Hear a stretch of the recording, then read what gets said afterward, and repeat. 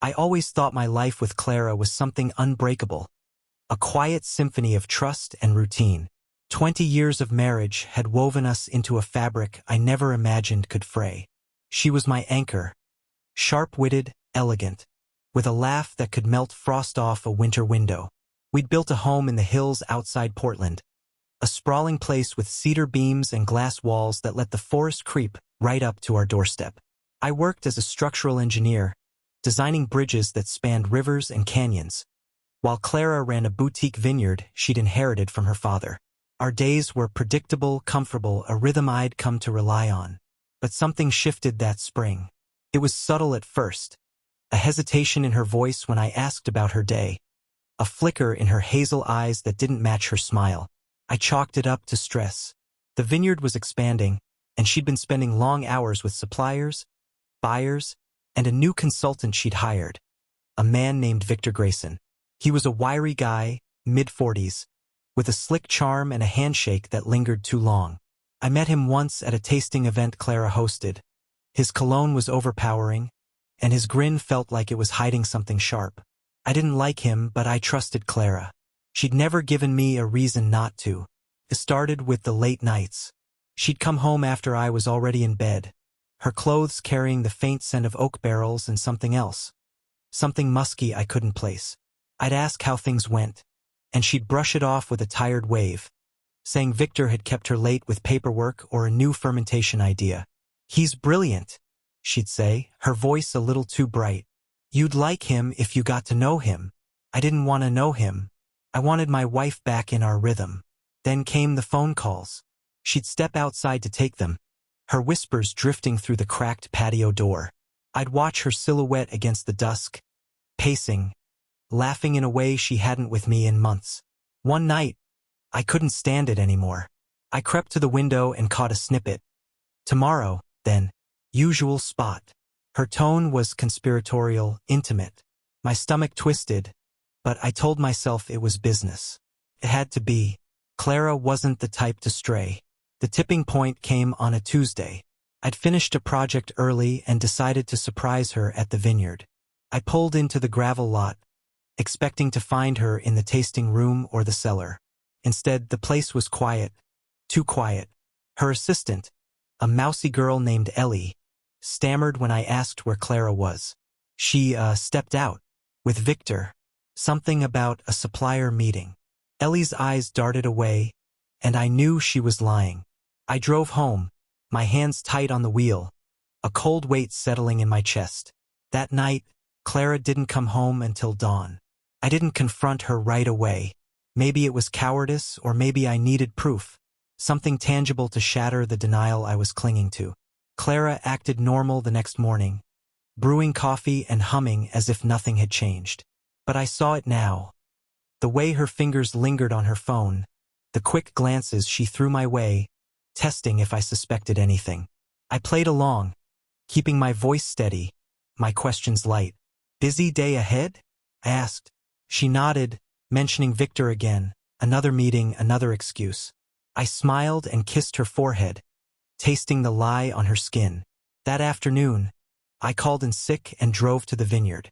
I parked a half-mile away and hiked through the woods, staying off the main road. The air was thick with pine and damp earth, and my boots sank into the mud as I approached the back of the property. I'd brought binoculars, a ridiculous impulse, but they felt heavy with purpose in my hands. From a ridge overlooking the cellar, I watched. Clara's car was there, parked beside Victor's sleek black Audi. No suppliers, no clients, just the two of them. They emerged from the cellar door, laughing, her hand brushing his arm. My throat tightened as I zoomed in. Victor leaned close, whispering something that made her tilt her head back, exposing her neck in a way I hadn't seen in years. Then he pulled her into the shadow of the building, and they vanished from sight. I didn't need to see more. The binoculars slipped from my hands, clattering against a rock. My pulse pounded in my ears, a drumbeat of betrayal. I spent the next week gathering evidence. I tracked her phone's location, simple enough with the family plan we shared. She wasn't clever about it. The dots clustered at a motel off Highway 26, a seedy place with peeling paint and flickering neon. I followed her once, staying 3 cars back, and watched her slip into room 14 with Victor. They didn't even draw the curtains fully. I saw her silhouette move against his, a dance I'd once known by heart. I didn't storm in. Rage was there, but it was cold, methodical. I wanted her to feel something worse than confrontation. Back home, I dug deeper. Bank statements showed withdrawals I hadn't noticed, hundreds at a time, funneled into a cash app one didn't recognize. Receipts in her purse pointed to dinners, lingerie, a weekend at a cabin I'd never heard of. She'd built a secret life, and I'd been too busy designing bridges to see it collapsing beneath me. The cruelty wasn't just the act. It was the ease of her deception. The way she'd come home and curl up beside me like nothing had changed. The realization hardened into something jagged inside me. Clara wasn't just stepping out. She was rewriting our story, erasing me line by line. I couldn't sleep anymore. The bed felt like a crime scene, her scent a taunt. I started sleeping in the guest room, claiming insomnia from work stress. She didn't question it, didn't even seem to care. Her indifference fueled me. I needed a plan, not just to expose her, but to dismantle the world she'd built with him. Victor Grayson wasn't hard to research. A quick search pulled up his LinkedIn, his smug headshot beaming from a profile touting consulting expertise and innovative leadership. Digging deeper, I found his X account, public, sloppy, full of cryptic posts about new ventures, and photos of him at Clara's vineyard. One showed them together, her arm looped through his, captioned, "Partners in every sense." My jaw clenched so hard my teeth ached. I screenshot everything, building a dossier of their arrogance. I hired a private investigator, a grizzled guy named Paul who smelled like stale cigarettes and didn't ask too many questions. He tailed them for a week, delivering grainy photos and audio snippets. One recording caught Clara laughing about me. "He's so predictable. Thinks I'm working late again." Victor's voice chimed in, low and smug. "Poor guy's building bridges while we're building something better." I played it on loop, letting it carve into me until the pain turned to purpose. The unusual piece came when Paul mentioned Victor's side gig. Turns out, he wasn't just a vineyard consultant. He ran an underground gambling ring, small time but dirty, laundering cash through fake invoices. Clara's withdrawals tied into it. She was funding him, maybe even playing a role. It was bizarre, reckless, nothing like the woman I'd married. I wondered how deep she'd fallen, how much of her I'd never known. I tested her one night, casually asking about the vineyard's finances over dinner. Her fork froze midair, and she stammered something about seasonal fluctuations. I nodded, letting her think I was still the oblivious husband. Inside, I was plotting.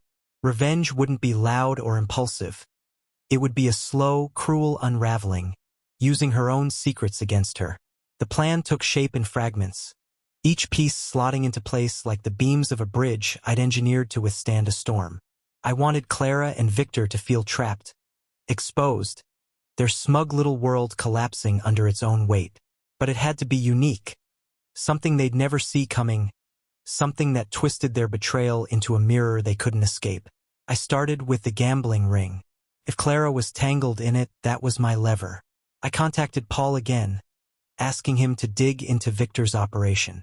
He came back with names, bookies, debtors, a shady accountant named Reggie who kept the books. Reggie was the weak link. Paul said he'd talk for the right price. I met him in a diner off the interstate, a nervous guy with sweat stains under his arms. For $5,000, he handed over ledgers showing Victor's cash flow, including payments traced to Clara's vineyard account. She wasn't just a bystander. She was an investor, skimming profits to fund their trysts. The discovery burned, but it was gold. I didn't stop there. I hacked into Victor's X account. His password was laughably simple, Vintage 88. Cracked in minutes with a phishing link I'd sent from a burner email. I scrolled through his DMs, finding messages to Clara. Plans for trips, pet names, a photo of her in a negligee I'd never seen. My hands shook as I saved it all. Then I noticed something odd. Victor was messaging another woman, too. A brunette named Sasha, with flirty exchanges overlapping Clara's. He was playing them both. That's when the idea hit me. I wouldn't just ruin Clara. I'd turn her against Victor, let her taste her own poison. I created a fake X profile, posing as an anonymous tipster, and sent Sasha a curated batch of Victor's DMs with Clara. I watched the fallout unfold online. Sasha posted a rant, tagging Victor, calling him out for two-timing with some wine hag. Clara saw it. Her own ex account went silent for a day, then erupted with vague, wounded posts about trust. She didn't know I'd orchestrated it, but I saw the cracks forming. At home, she was unraveling. She snapped at me over trivial things, her eyes red-rimmed like she'd been crying. I played dumb, asking if something was wrong at work. "Victor's an idiot," she muttered, the first honest thing she'd said in months. I nodded sympathetically, hiding the thrill of watching her squirm. Phase 1 was working, doubt was her new companion. But I wasn't done. Clara's mood darkened as the days passed, her confidence replaced by a jittery edge.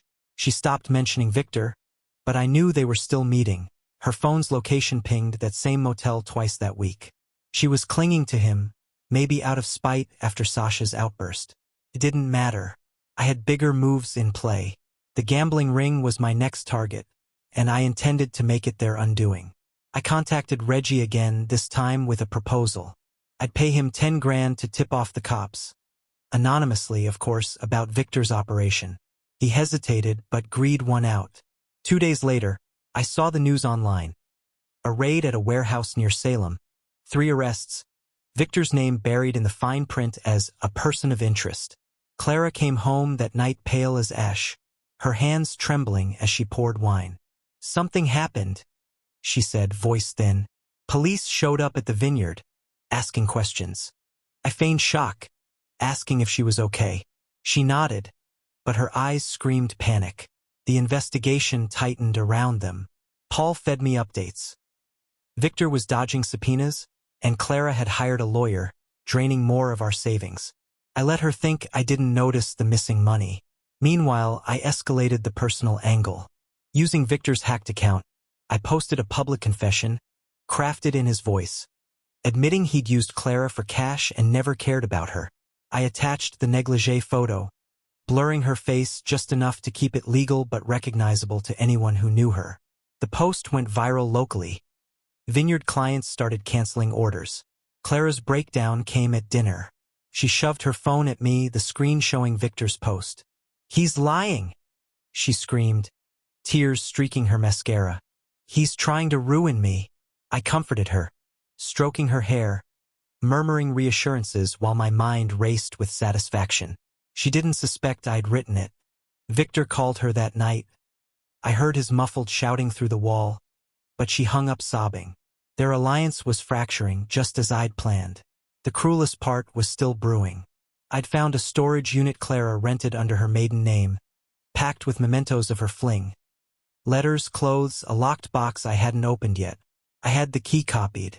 Whatever was inside, it would be the final piece. Revenge wasn't about ending her. It was about making her live with the wreckage, knowing she'd built it herself.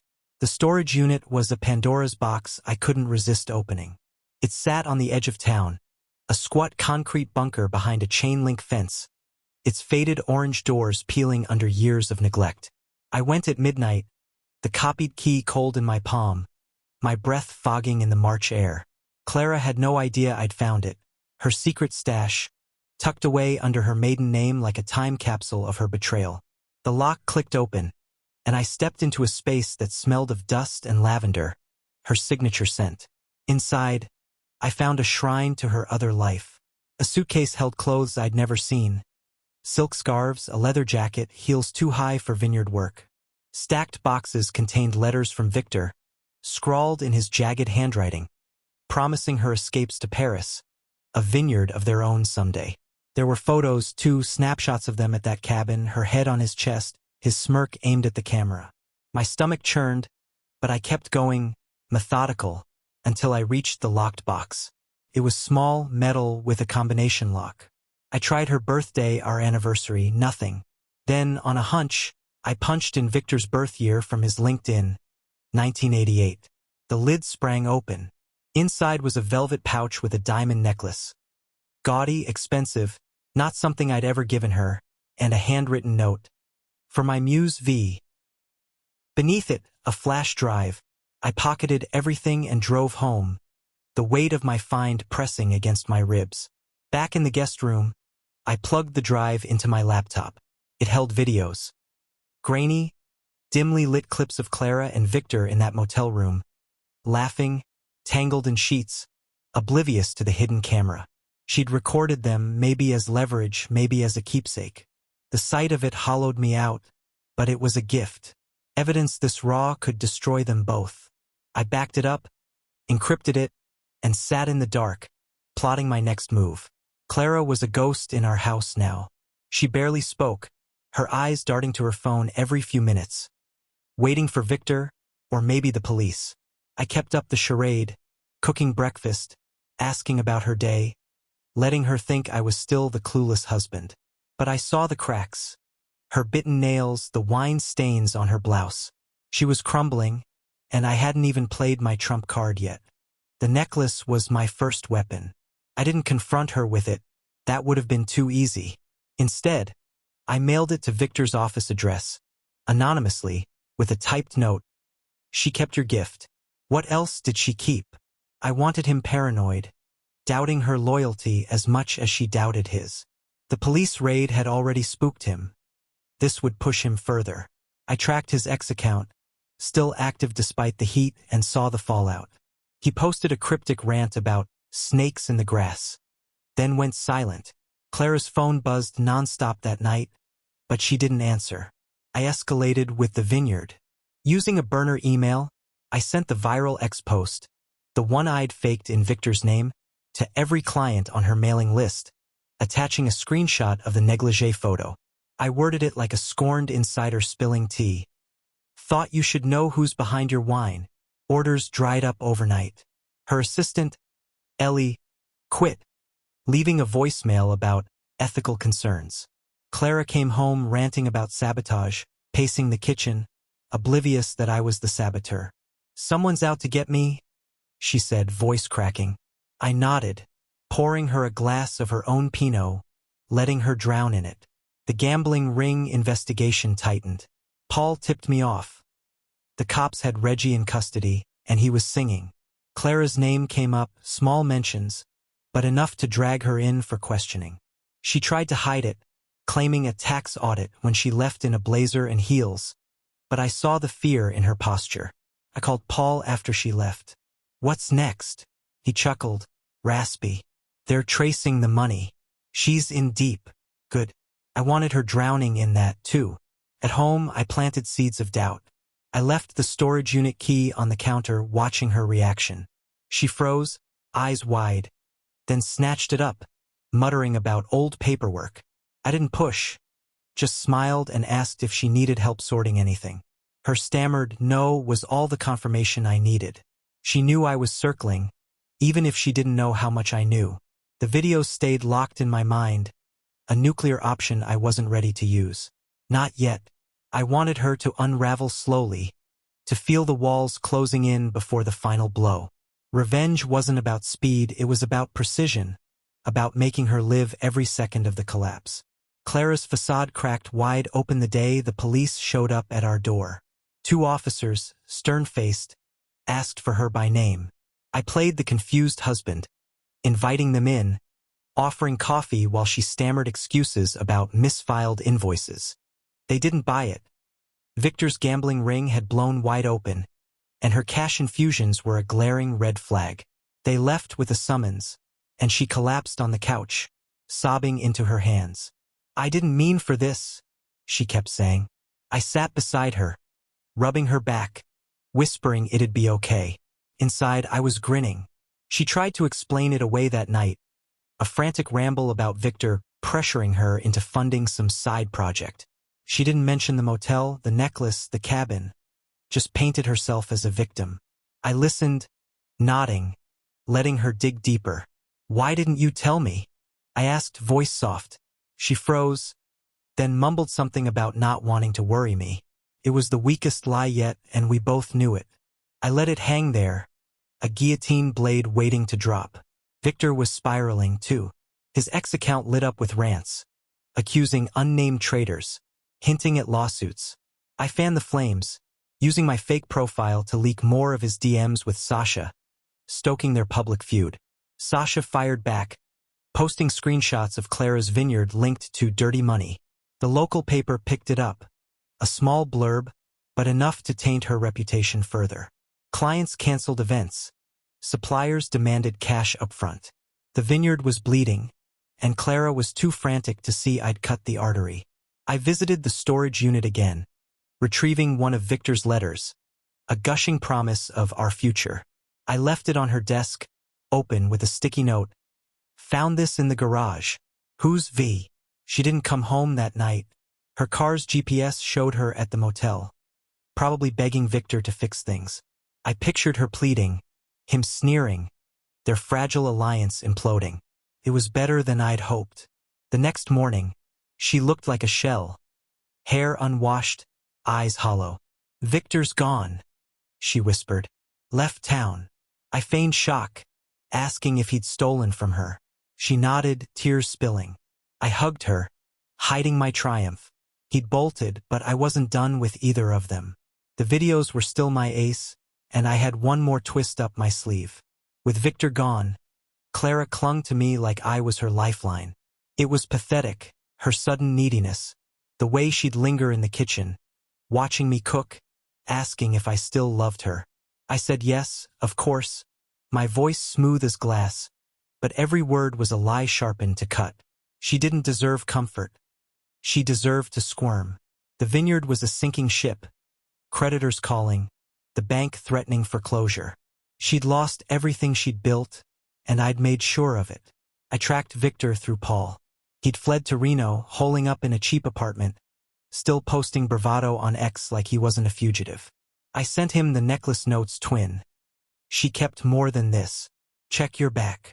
Then I mailed him a burner phone, untraceable, preloaded with one of Clara's videos, cropped to show only her voice, her laugh.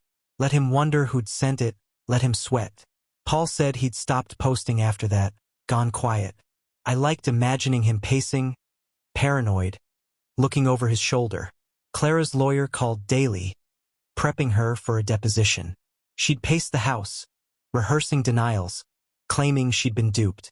I offered to help, suggesting she come clean to lighten the load.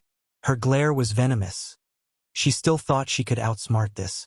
I let her stew, knowing the cops had Reggie's testimony linking her to the cash.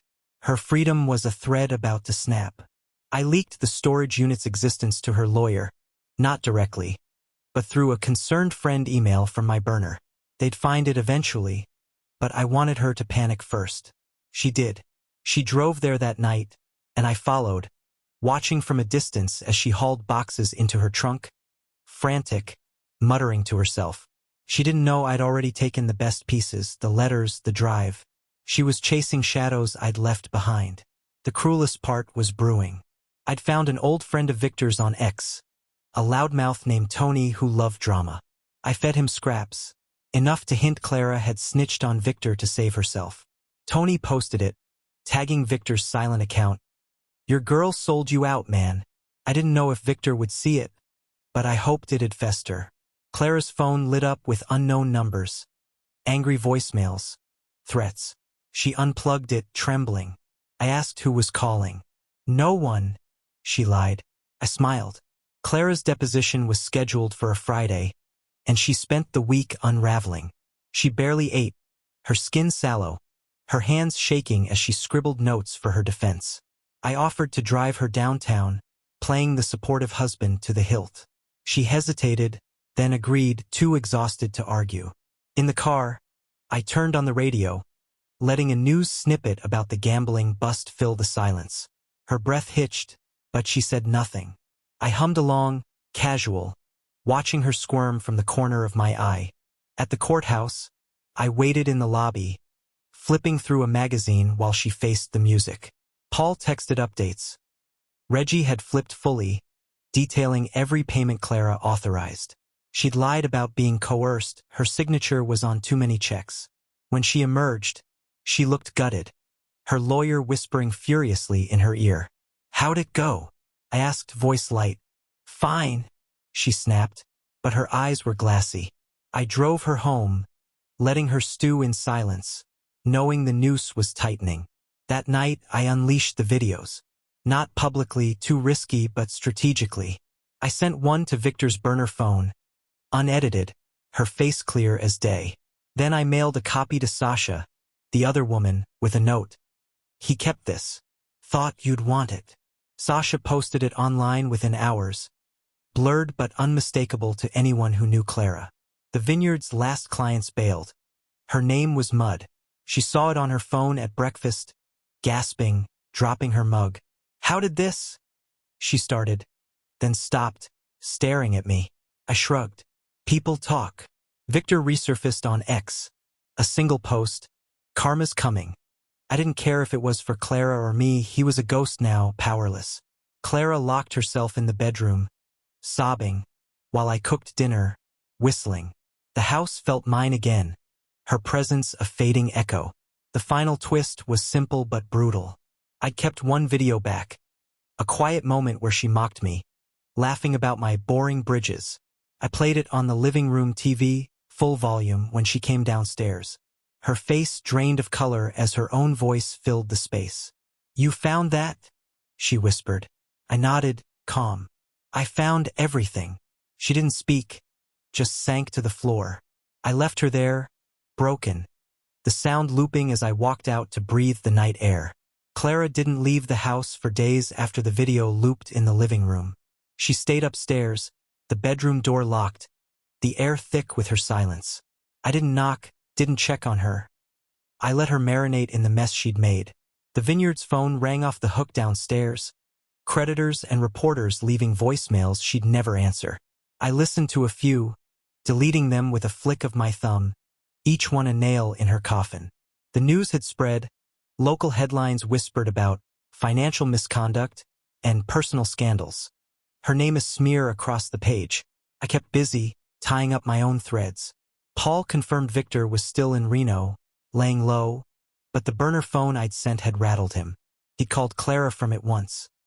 Paul intercepted the line, screaming about betrayal, accusing her of leaking the videos. She'd hung up, sobbing, according to the static-laced recording. I smiled at that. They were clawing at each other now, their alliance a pile of ash I'd torched with glee. The storage unit was my next move. I'd left enough there to incriminate her, letters, receipts, a ledger I'd planted with her handwriting forged from old grocery lists. I tipped off the police through an anonymous call, claiming I'd overheard her mention it at a bar. They raided it that Tuesday, and Clara got the summons by noon. She emerged from her cave, pale as a specter, clutching the paper. They found something, she whispered, eyes darting to me. I feigned concern, asking what it was. She didn't answer, just grabbed her keys and left. I followed at a distance, watching her pull into the precinct. She was in there for hours, and when she came out, her lawyer trailed her, face grim. Paul texted me the scoop. The ledger tied her directly to Victor's cash flow. No deniability left. She wasn't just a dupe. She was a partner, legally and morally sunk. I drove home ahead of her, cooking dinner like nothing had changed, the scent of garlic masking the rot between us. She didn't eat that night. She sat across from me, staring at her plate, then muttered, I might lose everything. I nodded, chewing slowly. You'll figure it out, I said, voice neutral. Inside, I was counting the hours until the next blow. Revenge wasn't about shouting. It was about watching her drown in silence, knowing I'd pulled the plug. The foreclosure notice came on a Wednesday, taped to our front door like a scarlet letter. The vineyard's debts had spiraled, and our joint savings, gutted by her secret withdrawals, couldn't cover it. Clara stared at the paper, trembling, then turned to me with desperate eyes. Can you help? Your projects. There's money there, right? I shrugged, calm as stone. Tied up in contracts. Sorry. It wasn't true.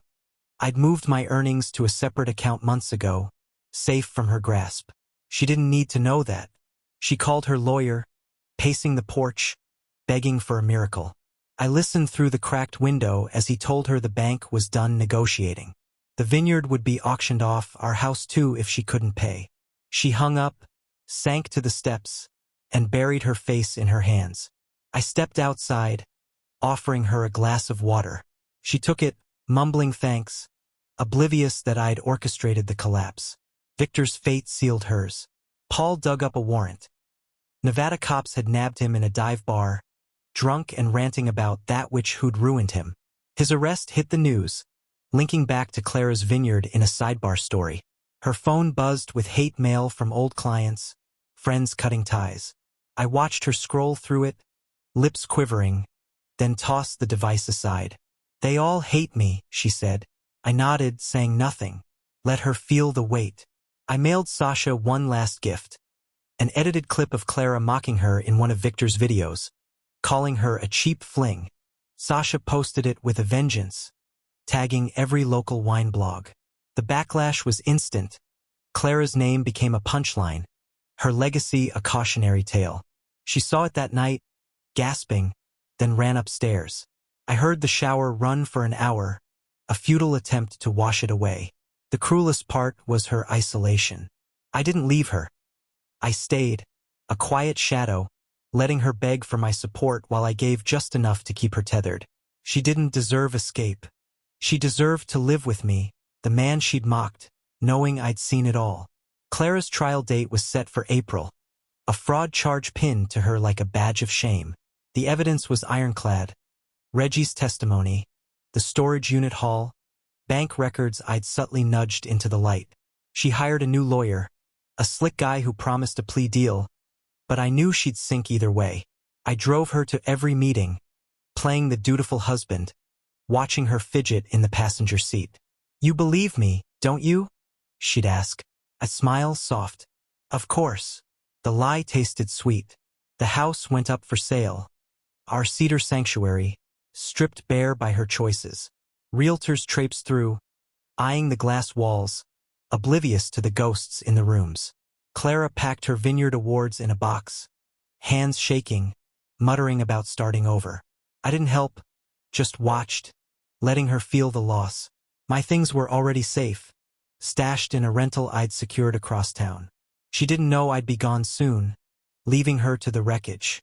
Victor's conviction came first, a 5-year sentence for racketeering, no parole. I sent him a final package from my burner, a photo of Clara's foreclosure notice, captioned, "She's free now. Enjoy your cage." Paul said he'd smashed his cell's window in a rage when it arrived. Good. Let him rot, picturing her walking away while he couldn't. Clara didn't know he'd turned on her in court, blaming her for the cash scheme. I kept that quiet, a cherry for later. She tried to reconcile one night, cooking my favorite meal, steak, rare with mashed potatoes. She wore an old dress I'd loved, her hair curled, a plea in her eyes. We can fix this, she said, reaching for my hand. I let her hold it, then pulled away. Maybe, I lied, eating in silence. She didn't see the lease agreement in my briefcase, the plane ticket to Boise for next week. I'd vanish, leaving her to face the gavel alone. The videos were my last card. I didn't leak them. I burned them onto a disc and hid it in her jewelry box, nestled among trinkets she'd kept from better days. She'd find it someday, hear her own laughter, and know I'd had the power to ruin her completely, and chose restraint. That was my cruelty, letting her wonder why I hadn't. The auction was a circus. Strangers picked over the vineyard's bones, barrels, bottles, the oak table where Clara once hosted tastings. She stood in the corner, arms crossed, watching it slip away. I stayed by her side, a silent sentinel, nodding to bidders like it didn't sting. Someone bought the lot for pennies, a smug investor who didn't know the rot beneath the vines. Clara signed the papers, her signature shaky, then drove us home in silence. The house was next, emptying fast, echoes in every room.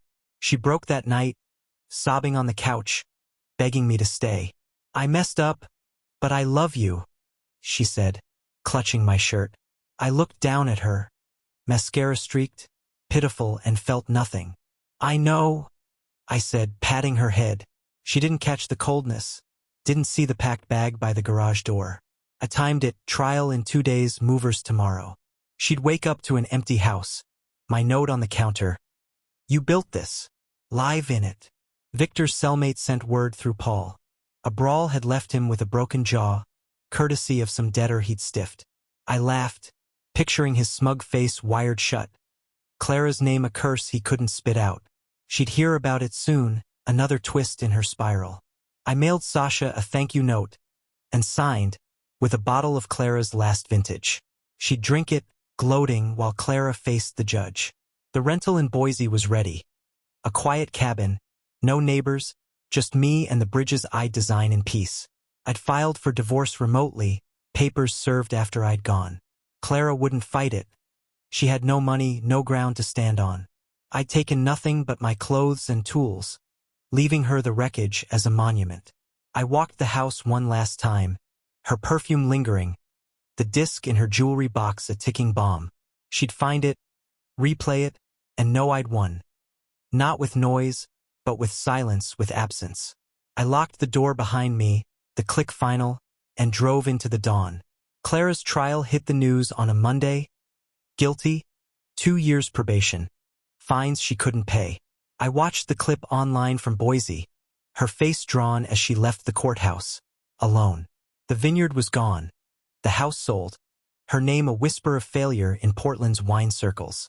She'd called me once, the day after I left, leaving a voicemail I didn't answer. Where are you? Please, I need you. I deleted it, sipping coffee on my porch, the mountains a wall between us. Paul sent a final update. Victor's sentence stretched to 7 years after he'd mouthed off to the warden. Clara had written him in prison. Paul intercepted a copy, apologizing, begging him to take her back when he got out. He didn't reply.